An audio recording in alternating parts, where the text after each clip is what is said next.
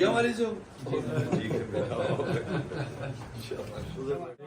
جان میری جان آئے گا عمران خان، اللہ سے یہ دعا ہے، اللہ سے یہ دعا ہے نیا بنے پاکستان، جان میری جان آئے گا عمران خان انشاءاللہ۔ حقیقی آزادی وہ کیا ہے؟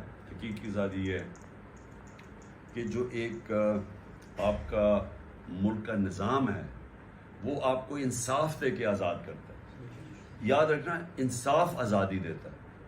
کیوں انصاف دیتا ہے؟ کیونکہ انصاف جب ایک معاشرے میں ہوتا ہے تو وہ طاقتور اور کمزور کو قانون کے سامنے ایک برابر کر دیتا ہے۔ جب ایک برابر ہوتا ہے تو لوگ آزاد ہو جاتے ہیں، اور یہی ایک فرق ہوتا ہے سب سے بڑا ایک معاشرہ جو آزاد ہے اور جو غلام ہے۔ جو غلام ہے ادھر حقوق نہیں ہوتے، تو جو طاقتور ہے وہ قانون سے اوپر ہوتا ہے، NRO لے لیتا ہے، بیچارہ غریب آدمی جیل میں ہوتا ہے۔ وہ کبھی بھی نظام نہیں چلتا، کیونکہ حضرت علی کا قول ہے کفر کا نظام چل جائے گا لیکن ظلم کا نہیں چل سکتا، نا انصاف۔ دوسری چیز یاد رکھنا کہ نبی صلی اللہ علیہ وسلم نے سب سے پہلی چیز مدینہ میں انصاف قائم کیا تھا۔ اللہ کہتا ہے نا کہ ان کی سنت پہ چلو، اللہ ہمیں حکم دیتا ہے کہ ان کی زندگی سے سیکھو، تو ان کی زندگی مدینہ کی ریاست تھی، تو سب سے پہلے انسانوں کو آزاد کرنے کے لیے انہوں نے انصاف قائم کیا۔ خوشحالی بعد میں آئی، پہلے انصاف آیا۔ اور جو دوسرا آزادی ہے، ایک آزادی ہوتی ہے کہ آپ کو معاشرہ آزاد کر دیتا ہے، جس کے لیے ہم سب لڑ رہے ہیں۔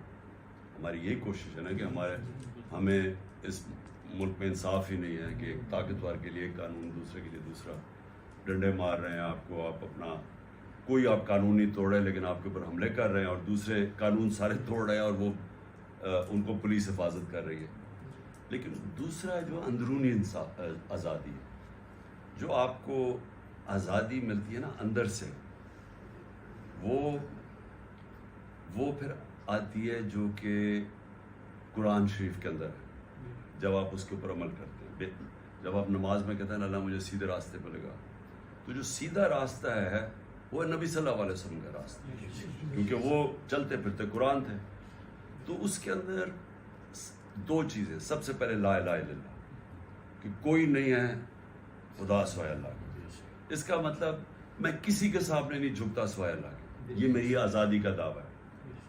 دوسری چیز کہ واضح ہے کہ جو سب سے جو انسان کو غلام بناتی ہے نا، وہ تین چیزیں بناتی ایک ہی چیز ہے لیکن اس کے تین پہلو ہوتے ہیں۔ وہ ہے خوف۔ خوف انسان کو غلام بنا دیتا ہے۔ میں اپنے حقوق کے لیے نہیں کھڑا ہوتا کیونکہ مجھے ڈر ہے کہ مجھے میری روزی چلی جائے گی، مجھے جان سے مار دے گا، مجھے ذلیل کر دے گا۔ یہ تین سب سے بڑے خوف ہیں۔ اللہ نے قرآن میں واضح کر دیا کہ تینوں میرے ہاتھ میں ہیں۔ نہ تمہاری زندگی موت تمہارے ہاتھ میں ہے، نہ تمہاری عزت ذلت۔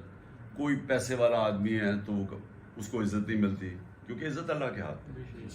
اور کوئی جتنی مرضی کوشش کرے آپ کو ذلیل نہیں کر سکتا، کیونکہ اللہ نے اپنے ہاتھ میں رکھا۔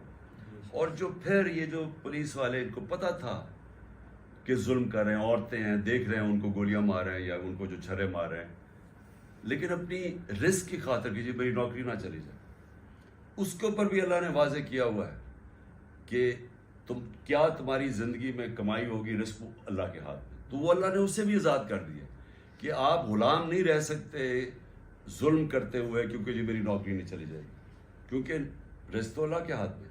تو اصل میں انسان آزاد ہو جاتا ہے اندرونی طور پہ بھی، اور باہر اگر آپ انصاف قائم کر دیں، جس کی ہم جنگ لڑیں، تو آپ دونوں طرح۔ تو جب ایک معاشرہ آزاد اور انسان آزاد ہو جاتے ہیں، وہ پھر وہ بنتے ہیں جو مدینہ کی ریاست میں نبی صلی اللہ علیہ وسلم نے ان عربوں کو آزاد کیا تھا جن کی دنیا میں کوئی حیثیت نہیں تھی۔ اگلے یعنی 622 انہوں نے ہجرت کی، 625 تھی